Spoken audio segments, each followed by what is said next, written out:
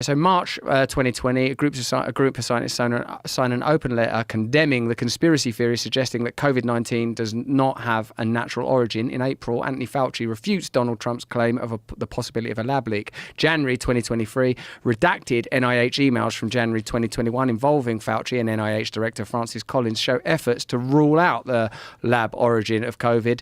February 2023, the Wall Street Journal reports the virus that drove the COVID-19 pandemic most likely emerged from a laboratory leak. That is just one example of from conspiracy theory to conspiracy fact. There are several others here.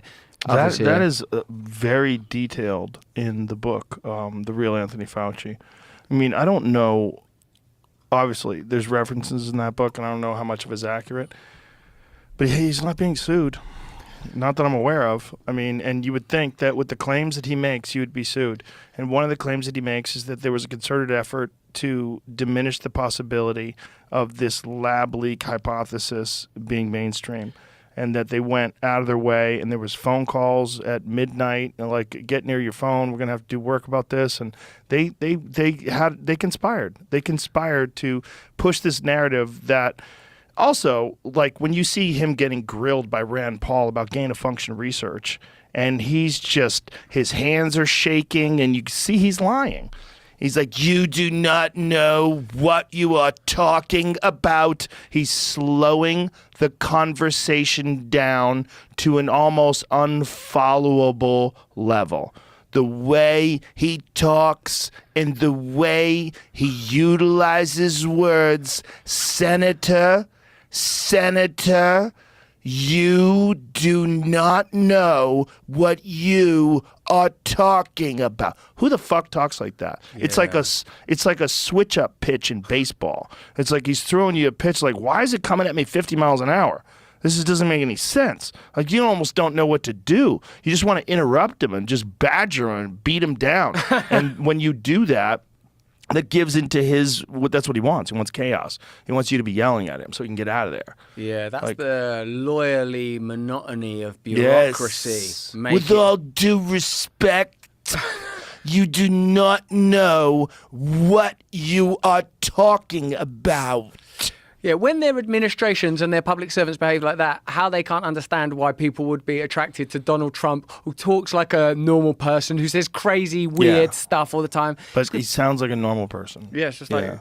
But I mean, obviously, Fauci's not a political figure. I mean, he's like, it's more complicated. Civil servant, of course. It's more complicated, but it's also really complicated when you find out that he holds patents on some of these drugs, and he makes exorbitant amounts of profit off of these drugs. And also, when he was at the head, he was the guy that was responsible for giving out grants. So he was the guy that was responsible for sending money to thousands of doctors and organizations.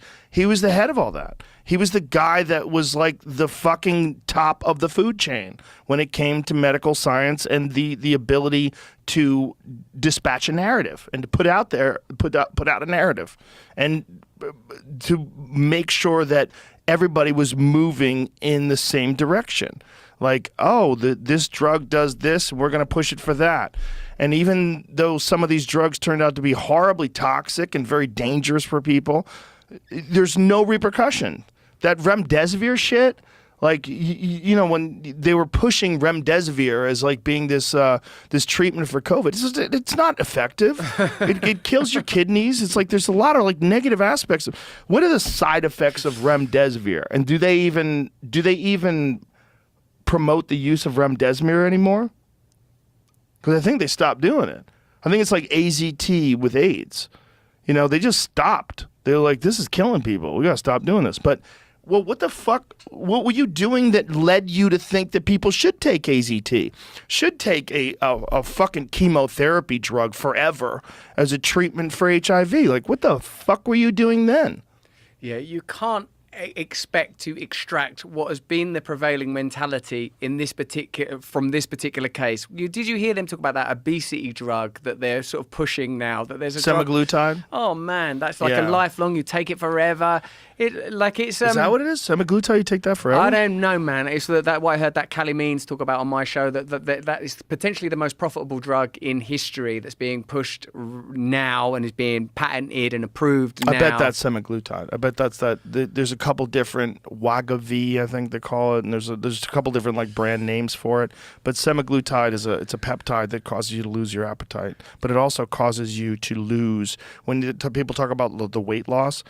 Some crazy number of like 34% of the weight loss is bone mass and muscle tissue mass and connective tissue loss.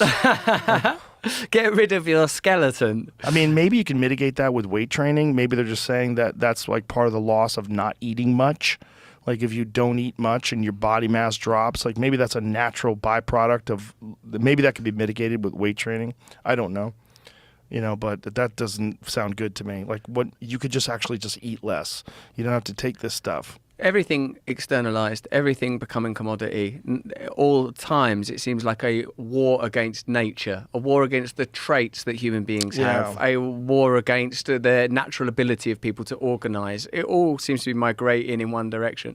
In that book, that Kennedy book, one thing I liked is that we had initially the wars between nations, then the war against drugs and terror, more abstract ideas, and finally the war against germs, unwinnable wars in the end. In the end, it becomes just the perpetual war that again is an Orwellian cliche becomes realized when the enemy becomes as abstract as that. Yeah, it's a terrifying book if it's accurate.